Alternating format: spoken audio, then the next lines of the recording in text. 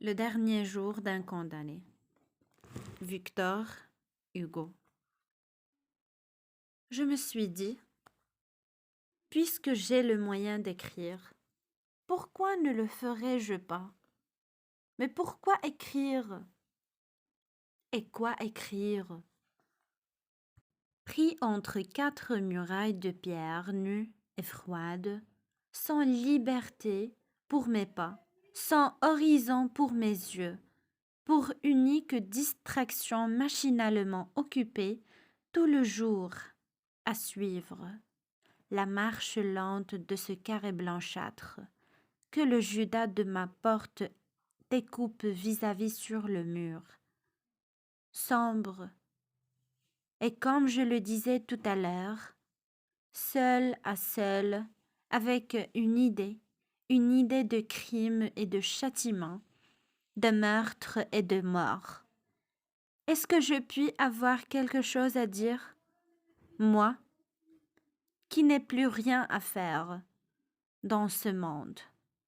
Et que trouverai-je dans ce cerveau flétri et vide qui vaille la peine d'être écrit? Pourquoi non, si tout, autour de moi, est monotone et décoloré? N'y a-t-il pas en moi une tempête, une lutte, une tragédie? Cette idée fixe qui me possède ne se présente-t-elle pas à moi, à chaque heure, à chaque instant, sous une nouvelle forme, toujours plus hideuse et plus ensanglantée à mesure que le terme approche? Pourquoi n'essayerais-je pas de me dire à moi-même tout ce que j'éprouve de violent et d'inconnu dans la situation abandonnée où me voilà? Certes, la matière est riche et si abrégée que soit ma vie. Il y aura bien encore dans les angoisses, dans les terreurs, dans les tortures qui la rempliront, de cette heure à la dernière. De quoi user cette plume et tarir cet encrier? D'ailleurs, cette angoisse le seul moyen d'en moins souffrir, c'est de les observer, et les peindre m'en distraira. Et puis, ce que j'écrirai ainsi ne sera peut-être pas inutile. Ce journal de mes souffrances, heure par heure, minute par minute, supplice par supplice, si j'ai la force de le mener jusqu'au moment où il me sera physiquement impossible de continuer. Cette histoire, nécessairement inachevée, mais aussi complète que possible, de mes sensations, ne portera-t-elle point avec elle un grand et profond enseignement? N'y aura-t-il pas dans ce procès-verbal de la pensée angoissante, dans cette progression toujours croissante de douleur, dans cette espèce d'autopsie intellectuelle d'un condamné, plus d'une leçon pour ceux qui condamnent? Peut-être cette lecture leur rendra-t-elle la main moins légère, quand il s'agira quelque autre fois de jeter une tête qui pense, une tête d'homme, dans ce qu'il appelle la balance de la justice. Pour être n'ont-ils jamais réfléchi, les malheurs, à cette lente succession de tortures que renferme la formule expéditive d'un arrêt de mort? Se sont-ils jamais seulement arrêtés à cette idée poignante que dans l'homme qu'il rend tranchant. Il y a une intelligence qui avait compté sur la vie, une âme qui ne s'est point disposée pour la mort. Non,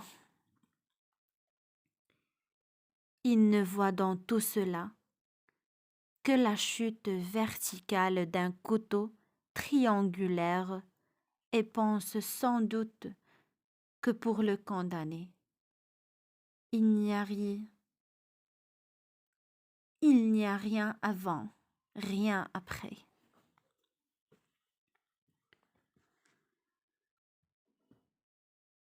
Ces feuilles les détremperont, publiées peut-être un jour, et l'arrêteront quelques moments leur esprit sur les souffrances de l'esprit, car ce sont celles-là qu'ils ne soupçonnent pas. Ils sont triomphants de pouvoir tuer sans presque faire souffrir le corps. Eh, c'est bien de cela qu'il s'agit. Qu'est-ce que la douleur physique après? De la douleur morale. Horreur et pitié, des lois faites ainsi. Un jour viendra, et peut-être ces mémoires, dernières confidents d'un misérable, y auront-ils contribué? À moins qu'après ma mort, le vent ne joue dans le préau avec ses morses de papier essuyées de boue, ou qu'il n'aille pourrir à la pluie, collé en étoile à la vitre cassée d'un guichetier. Que ce que j'écris ici puisse être un jour utile à d'autres, que cela arrête le juge prêt à juger, que cela sauve des malheureux, innocents ou coupables de l'agonie à laquelle je suis condamnée. Pourquoi? À quoi bon? Qu'importe! Quand ma tête aura été coupée, qu'est-ce que cela me fait quand on coupe d'autres? Est-ce que vraiment j'ai pu penser ces folies? Jeter bas l'échauffour après que j'y aurai monté. Je vous demande un peu ce qui m'en reviendra. Quoi? Le soleil, le printemps, les champs pleins de fleurs, les oiseaux qui s'éveillent le matin, les nuages, les arbres, la nature, la liberté, la vie, tout cela n'est pas plus à moi. Oh, c'est moi qu'il faudrait sauver. Est-il bien vrai que cela ne se peut? Qu'il faudra mourir demain, aujourd'hui, peut-être que cela est ainsi. Ô Dieu, l'horrible idée à se briser la tête au mur de son cachot. Comptons ce qui me reste. 3 jours de délai après l'arrêt prononcé pour le pourvoi en cassation. 8 jours d'oubli au parquet de la cour d'Assassi. Après quoi les pièces, comme ils disent, sont envoyées au ministre? 15 jours d'attente chez le ministre, qui ne sait seulement pas qu'elle existe, et qui cependant est supposé les transmettre, après examen, à la Cour de cassation. Là, classement, numérotage, enregistrement, car la guillotine est encombrée, et chacun ne doit passer qu'à son tour. 15 jours. 15 jours pour veiller à ce qu'il ne vous soit pas fait de passe droit Enfin, la cour semble, d'ordinaire, un jeudi. Rejette-Vin pourvoit en masse et renvoie le tout au ministre, qui renvoie au procureur général, qui renvoie au bourreau 3 jours. Le matin du 4e jour, le substitut du procureur général se dit, en mettant sa cravate, il faut pourtant que cette affaire en finisse. Alors, si le substitut du greffier n'a pas quelque déjeuner d'amis qui l'en empêche, l'ordre d'exécution est minuté, rédigé, mis au nez, expédié, et le lendemain dès l'aube, on entend dans la place de Grève clouée une charpente et dans les carrefours hurler à pleine voix des crieurs enroués. En tout 6 semaines, la petite fille avait raison. Or, voilà 5 semaines au moins. Si peut-être je n'ose compter que je suis dans ce cabanon de Bicêtre. Et il me semble qu'il y a 3 jours, c'était jeudi, je viens de faire mon testament. À quoi bon? Je suis condamnée aux frais. Et tout ce que j'ai y suffira à peine. La guillotine, c'est fort cher. Je laisse une mère, je laisse une femme, je laisse un enfant, une petite fille de 3 ans, douce, rose, frêle, avec de grands yeux noirs et de longs cheveux châtains. Elle avait 2 ans et 1 mois quand je l'ai vue pour la dernière fois. Ainsi, après ma mort, 3 femmes, sans fils, sans mari, sans père, 3 orphelines de différentes espèces, 3 veuves du fait de la loi.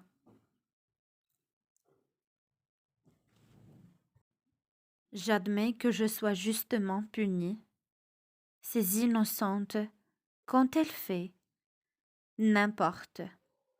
On les décorne, on les ruine. C'est la justice. Ce n'est pas que ma pauvre vieille mère m'inquiète. Elle a 64 ans. Elle mourra du coup. Ou si elle va quelques jours encore, pourvu que jusqu'au dernier moment, elle ait un peu de cendre chaude dans sa chaufferte et ne dira rien. Ma femme ne m'inquiète pas non plus. Elle est déjà d'une mauvaise santé et d'un esprit faible. Elle mourra aussi, à moins qu'elle ne devienne folle. On dit que cela pas.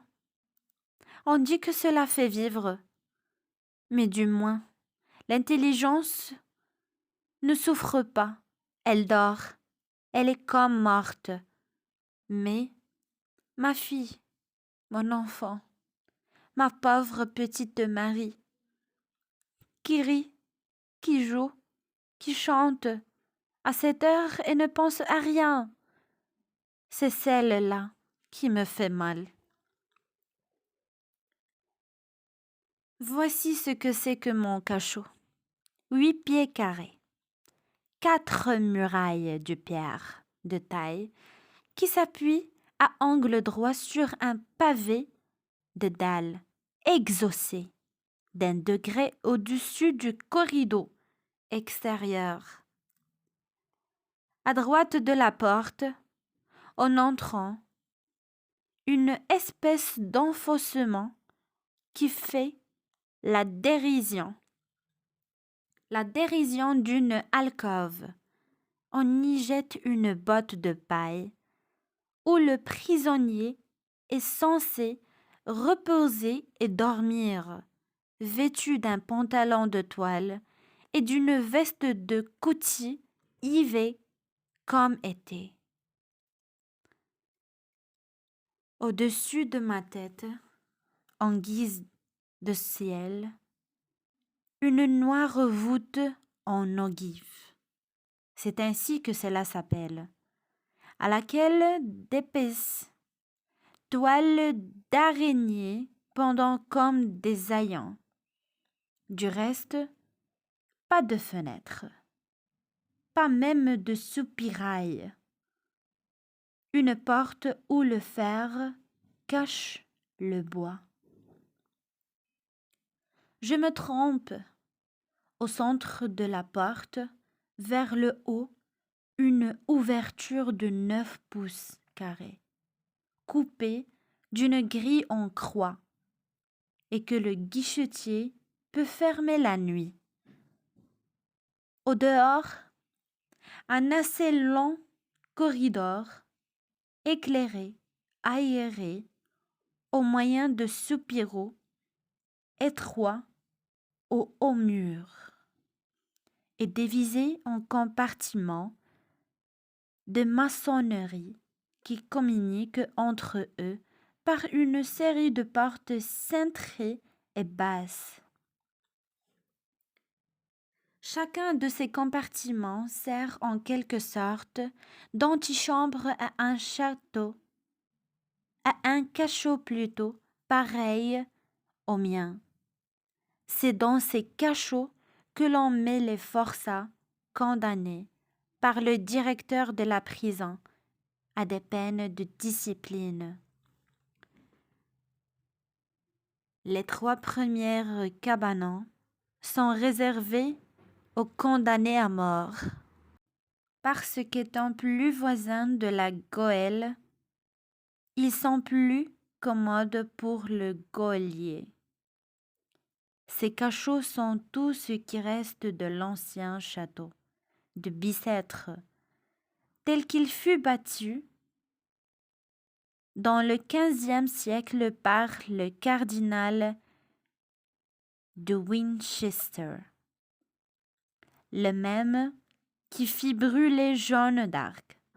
J'ai entendu dire cela à des curieux qui sont venus me voir l'autre jour dans ma loge et qui me regardaient à distance comme une bête de la ménagerie. Le guichetier a eu 100 sous.